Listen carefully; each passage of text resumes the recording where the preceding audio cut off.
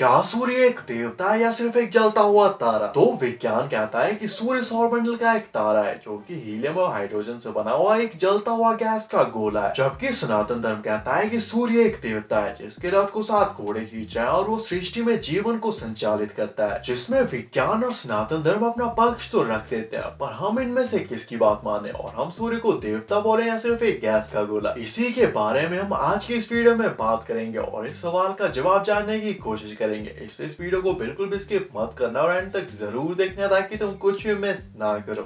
माना आप देवताओं के राजा हैं, परंतु आप भी त्रिदेव द्वारा ही संचालित होते हैं। यदि आप अपने अधिकारों और शक्तियों का दुरुपयोग करेंगे तो मुझे भी अपनी शक्तियों का प्रयोग करने का अधिकार है।